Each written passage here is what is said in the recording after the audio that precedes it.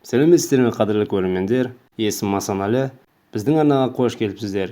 Бүгінгі біздің бағдарламамызда әлемде болып жатқан қызықты оқиғалармен таныс боласыздар.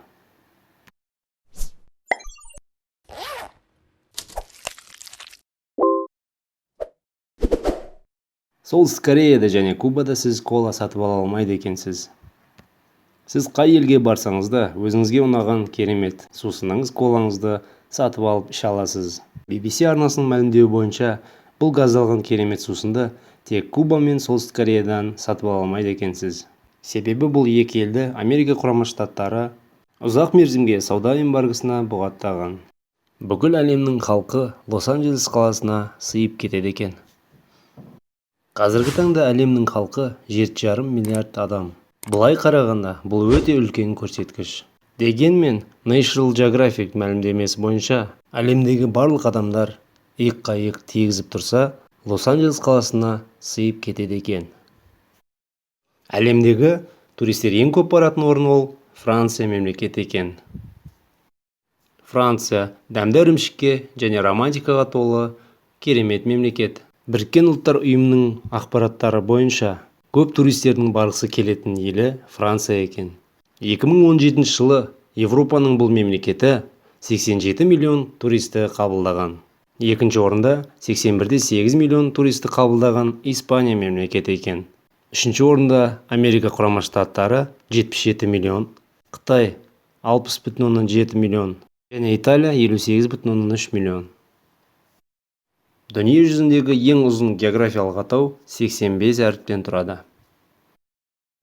Австралияда орналасқан Мамунг Кукумпуранг Кунтуния қаласының тұрғындары өздерінің қаласының атауын атағанда кішкене қиналады екен. Бұл қиналысы ештеңе емес, себебі Жаңа Зеландияда 85 әріптен тұратын географиялық атау бар. Оны өз экрандарыңызда көріп тұрсыздар.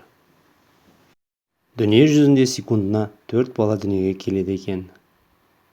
Секундына 4 сәби бұл өмірдің есігін ашады. Математикаға салсақ, әрбір минутта 250, әрбір сағатта 15.000 және әр күні 360.000 сәби дүниеге келеді.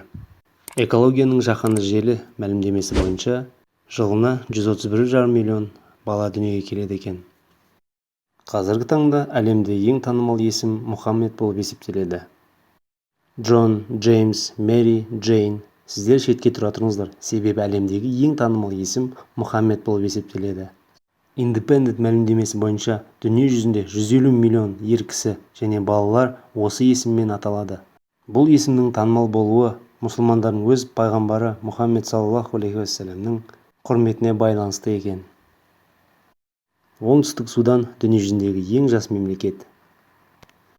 Кейбір мемлекеттердің пайда болғанына 100 жыл болды. Ал кейбір халықтардың пайда болғанына 1000 жыл болды. Бірақ Солтүстік Африкада егемендігін жаңа алған жас мемлекет бар. Ол Оңтүстік Судан. Судан мемлекеттен 2011 жылы өз егемендігін алған. Осылайша әлемдегі ең жас мемлекет атанып отыр. Әлемдегі ең аралы көп мемлекет ол Швеция болып табылады. Адам өмір сүруге қолайлы керемет жерлердің бірі ол арал. Дүние жүзінде шамамен санақ бойынша 700 миллион адам аралдарда тұрады екен. Шамамен Швецияда 270.000 арал бар. Бұл аралдар саны Швецияны дүние жүзіндегі ең аралдар көп мемлекетіне кіргізіп отыр. Сіздермен болған Асанәлі, әлі алда талай видеолар шығарамыз, сондықтан біздің арнамызға жазылыңыздар, өз комментарияларыңызды қалдырыңыздар және лүпіл басыңыздар. Келесі кездескенше сау болыңыздар.